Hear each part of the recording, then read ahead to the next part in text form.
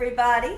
Everybody, I'm back. Everybody, Gina Young is back, and I'm back with yet another amazing recipe. I am so excited yet another day because today at the Young's house, Gina Young is going to share with you all how easy it is to make delicious Mexican rice. This recipe right here, it's amazing. It's so easy to make. It doesn't require a lot of ingredients, and you know, you make it Gina Young style, it's going to be so tasty. Y'all never had my Mexican rice before.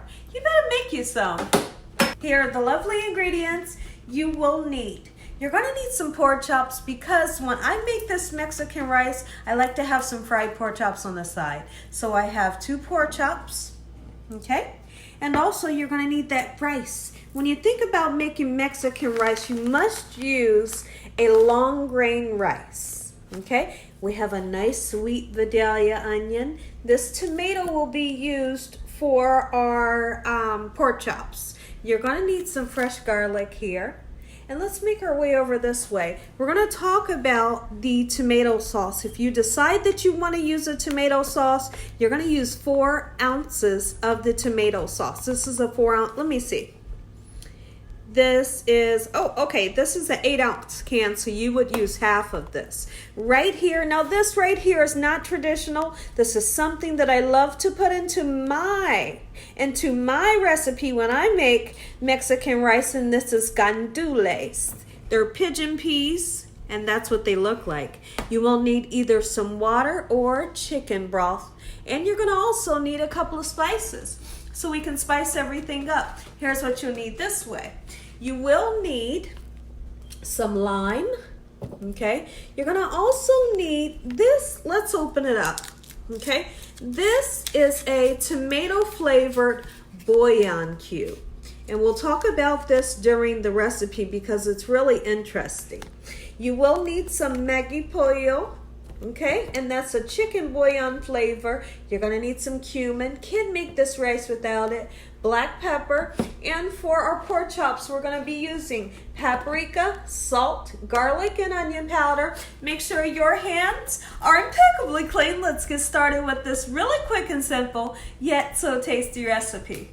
I could not be more excited for this here recipe. It's so easy, yet it's packed with flavor. And like I said, when I make this Mexican rice, I always like to fry some pork chops on the side. Here's how we're gonna season them. Let's go ahead.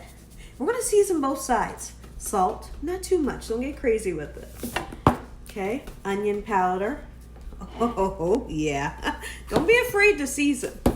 Okay, we're gonna go in with that garlic powder. Little tiny bit of cumin, not too much. You don't want to overwhelm the situation. Cumin can be very pungent. Okay, so I'm going to use cumin just on one side. All right, beautiful. Black pepper. Get these babies turned over. And we're going to let them marinate for a little bit, and then we'll get started on our rice. Once again, black pepper, garlic powder, onion powder, paprika, beautiful, and a little tiny bit of salt, not too much. We're gonna let it rest for about 12 minutes before we start to cook them when I come back.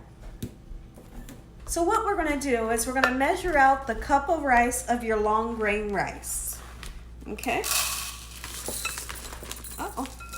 I'm using the bowl because if some falls off, you know, some extra falls out, it'll just fall into the bowl, okay? So now we have a nice even cup of long grain rice. We need to make our way over to the sink because it's going to be very, very, very important that you turn around and rinse your rice off. Some people don't rinse their rice. When I make rice like this, I do rinse it off. And what we're looking for is we want to rinse off all of that starch until the water will be murky. Kind of cloudy at first, but you rinse it several times until the water runs nice and clear, and then we'll be ready to rock and roll. So let's get started rinsing our rice. I'm gonna do a number just like this, and you see it. You see how it's cloudy? All right, move your fingers around it. Move it around in your hand. Make sure your hands are nice and clean, and then we're gonna get rid of that cloudy water several times until everything runs nice and clear. So now that our rice is nice and rinsed, The water has run clear onto the rice. I want you to take a peek in over here at the rice, and then also we'll take a peek in at my pan. I do have a little tiny bit of oil in the bottom of this pan, and it's just vegetable oil. All right, you're gonna hear some sizzling because we did rinse the rice. Okay, so what we're aiming for is we want to get a nice golden brown color onto the rice so that it can cook up properly. And when I get done with this, we're going to talk about something that's really, really important to have successful rice. So what we're going to do, let's go ahead and stir around the rice in the oil and get every piece of our rice nice and coated in the oil. All right, just like so. I'm going to turn that burner up on like a medium. Okay, get everything nice and coated. Kind of move everything towards the center a little bit if you can. Perfect, and just let it get nice and toasty. You don't have to worry about it. Now let's come over this way, and I want to cut into my garlic. Let's go ahead. I got the wrong knife. Give me a second, guys. I'll be right back. So now that we have our rice frying, let's go ahead and take the side of our knife. We're going to knock this garlic crazy, just like so.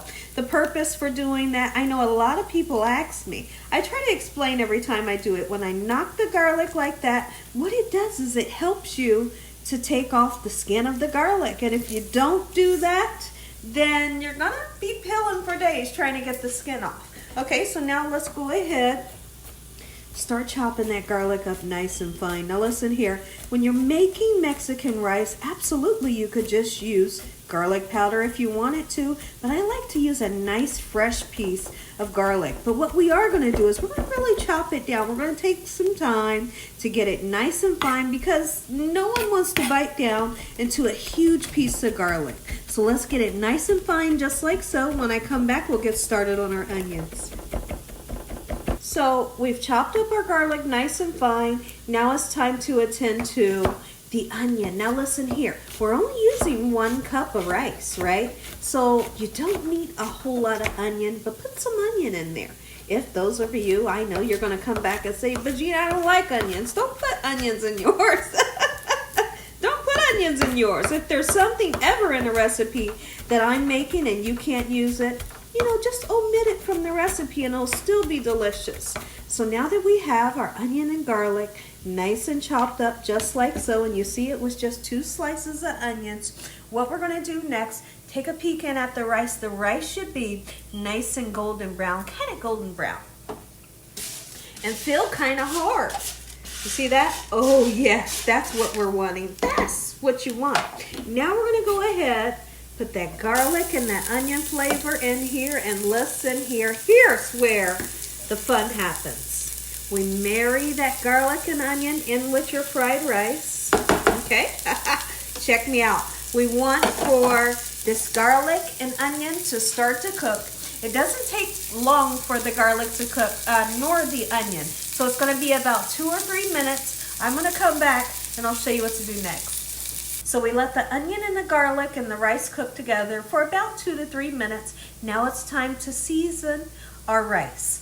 We're going to use some cumin. Don't get crazy with it, okay? Cumin can be a little overpowering, but you got to know how to work with it. Okay, you want the flavor, but you don't want too much. That's enough cumin, okay? We're going to put some black pepper, definitely. Oh, yes. We're going to put some onion powder. Oh, and this heat is going to wake up the flavors. It's gonna really give a great taste to the spices when you heat them up.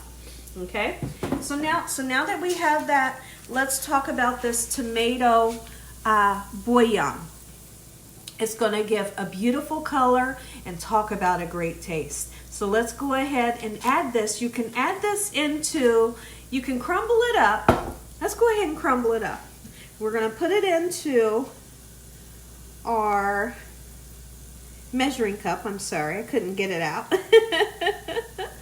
And then you're going to put either your water or your chicken broth in with the bouillon cube. Now, if you decide you want to use the bouillon cube, let me tell you what the bouillon cube does. It allows for your rice to be nice, airy, and fluffy. Now, if you don't mind your rice being a little bit moist, what you're going to do is you're going to be the one that wants to use the tomato sauce. You're going to use 4 ounces. This is the 8 ounce, so you use half of this in replace of the tomato bouillon. Today I'm going to use the tomato bouillon because I love the flavor and I love how fluffy the rice turns out. When I come back, I'll show you what to do next. So we've awakened the spices by cooking them for about, let's just say 2 minutes. Now we're going to put a tablespoon of the Maggi pollo. That's the chicken base that's going to send this over the top. Definitely it is. Okay, and that's in replace of the salt. We did not put salt. The salt that we're using comes from your bouillon. Okay, just like so. And now we're going to take our tomato-based bouillon cube, our chicken broth, or either your water. And you will actually also see that the tomato bouillon cube is not fully dissolved, but I don't want you to freak out about that. You can use the back of your knife to kind of break it up a little bit, but don't worry about it because during this process, oh, trust me, it will break up. Now, here's what I want to do. This is Gina Young's twist. I love the gandules, the green pigeon peas. We're going to go ahead and put some in there, not too much, and you don't want the liquid of the pigeon peas. Just enough, okay? Here's what we're going to do. As soon as this comes up to a boil, we're going to cover it nice and tight. We're going to cook this for 20 minutes without opening your lid. I don't have a lid for this pan, so I'm going to use aluminum foil. 20 minutes we're going to cook it. After it starts to boil, we're going to turn it off. I'm going to say an amazing prayer. You are all going to get that first bite. So now what we're going to do while we wait on our rice, let's go ahead and cut into this beautiful tomato. And we're going to chop a couple of pieces up, because you cannot have this tomato recipe, or I'm sorry, this pork chop recipe without a couple of pieces of tomato and onion in it. It just really pairs up with this quick and simple pork chop. I'm going to do the same with the onion. Be right back. So the rices came up to a nice boil. What we're going to do, go ahead and cover it. Get your lid on it or aluminum foil. When you use your foil, you put it on there nice and tight. Okay, really secure it around the sides just like so, so that no steam escapes. All right, it came up to a boil. We're going to turn this down on low and cook it for 20 minutes without opening it. So the rices came to a boil. We've covered it with a nice tight lid, turned it down on low, 20 minutes, it's done. Let's go ahead and put these pork chops into our pan of oil. A little tiny bit of oil, that's all you need. Okay, and let the meat rest with your seasonings. We're going to get this golden brown. As soon as both sides get golden brown, we're going to squeeze some lime, and we're going to put the onions and tomatoes right in with the pan, just like so. So we're here at the pork chops, time to turn them over. Oh yeah. Talking about mouth watering, that's what you're wanting. So that golden brown color, you all know what the famous golden brown color is. That's the color that you're looking for when you want to sear your pork chops without flour. Now, we're going to wait for the other side to get nice, beautiful, and golden brown. As soon as that happens, we'll throw in our onions and tomatoes and cook them for just about 7 minutes. We're going to squeeze that lime all over those pork chops. Take a look at it, everybody. Gina Young style, Mexican rice, make you some. Listen here, everybody. If you all enjoyed this here video, give me a thumbs up. If you haven't subscribed, what are you waiting on? Tell your family and friends and everyone you know, tell the whole world about Gina Young, what I'm doing in this kitchen on a daily basis. Let's say a really quick prayer. You all can get that first bite. Heavenly Father, Lord Jesus, we thank you for another beautiful day today. Lord, we thank you for your love, time, your mercy, and your understanding. Please forgive us for our sins. Come into our hearts. We make you our Lord and Savior. Send your angels down to surround us day and night, and your Holy Spirit to help us make good decisions. Give us peace over our minds in the name of Jesus. We pray that no weapons formed against us shall prosper. We bind the devil away from us in Jesus' name. Devil, you have no authority over this household. Heavenly Father, we thank you for the roof over our head, the food, the love, peace, and the joy that you bring us every day. Amen. Amen once again to my beautiful prayer. What I want to do first, I have to show you how fluffy the rice is. Keep in mind, if you're one of those people that you decided that you wanted to use the tomato sauce, you're going to have a wet rice. This one here is nice, airy, and fluffy. Take a look. Oh, hey! And then you turn around and you put those gandules, pigeon peas in there. You are set. Take a bite. Ooh, and like I said, we turned around and we squeezed the lime on top of the pork chops. You bet we did. We cooked the onions and tomatoes for around about, let's just say a good 10 minutes, you know. Look at that. I know you want to taste this too. I want to give you a bite. Ooh, you bet I am. Get on there. Look at that. Take a bite. Oh, yes. And as always, God bless you all. Thank you all for watching. Good night.